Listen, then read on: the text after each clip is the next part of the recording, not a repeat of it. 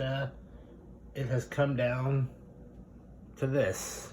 The doc says driving the Boxster 6-speed for the last several months daily has taken its toll on my knee, and he says you got to get rid of the stick shift for daily driving, or that thing's gonna continue to hurt you and make life miserable for you.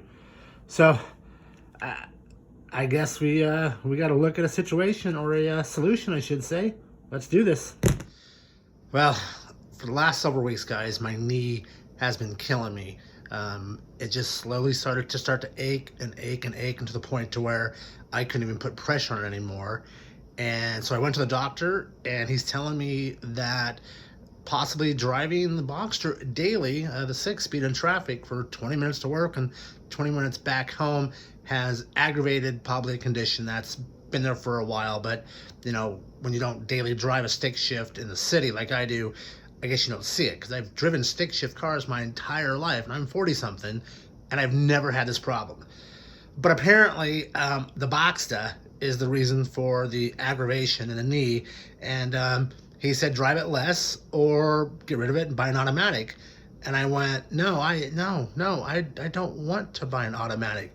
I've had a 1997 Boxster with a tip, and it was just problematic all the time. It could have been the car, but you know, I think the transmission had a lot to do with it, because I had buddies that had stick shift 97 Boxsters with no problems. On my 996 Carrera 4, which was also a tip, no problems. And actually, I love the transmission, and it was a Tiptronic as well, same generation, and I loved the transmission in that car. Enjoyed that immensely. I wish I still had that 996, but unfortunately, some jerk rear-ended me, and you know, there's that. So the Boxster, we're coming up on a year of ownership.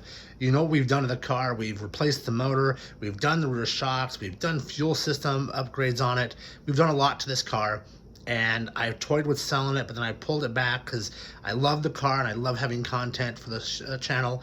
But I think now with the doc's thing, it's time to let her go. So it is for sale. You guys know what's been done to the car. I'm in the Phoenix area, so if you're in the Phoenix area, or if you're interested in a Boxster that you can see the maintenance on it the last year and what's been done, hit me up. So it brings up a question now. What now? Do I get a Tiptronic Boxster? Do I get a Tiptronic 987 Cayman?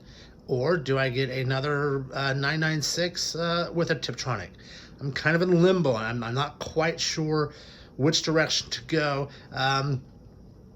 I'm thinking, you know, I've never had a Cayman, and I've always liked the Cayman. I've driven them a couple times, and I'm kind of leaning towards a first generation, you know, 987 Cayman S Tiptronic.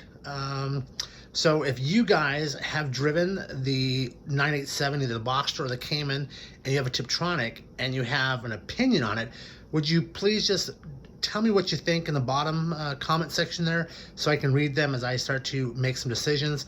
Probably after the 4th of July, I'll probably go out and start test driving some Cayman tips in the Phoenix metro area and see if I like it. I already know what a Carrera 996 with a tip feels like. That's a strong possibility, but having that rear hatch that opens up to have access to the back end of the car, that like intrigues me, because that means so much more user-friendly storage and other things. Wow, that's one thing that the Cayman does kind of draw me into.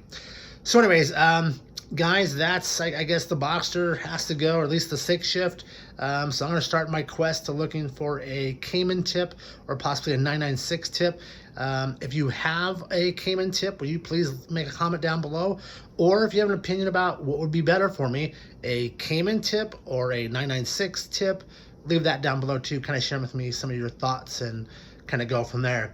So I guess I need to start working on pros and cons of a Cayman versus a 996 for a daily driver. Well, I'll take the 4th of July and I'll drink on it and see what I can find out. All right, guys, thanks so much for watching this. I'm going to get back to doing more DIY stuff once this knee kind of heals up.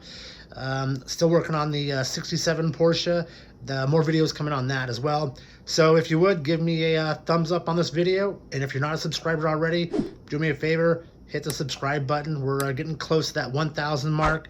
We've already reached our 4,000 hour watch time. We've surpassed that already. We're just needing those subscriber numbers to pop up to that 1,000 mark.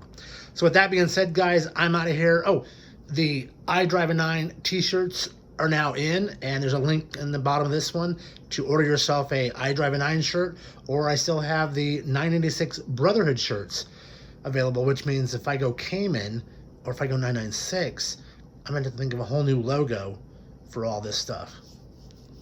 Gosh. All right, guys, I'm out of here. Thanks so much. Have a safe and happy 4th of July, and we'll talk to you next week and see what's going to happen. All right, laters.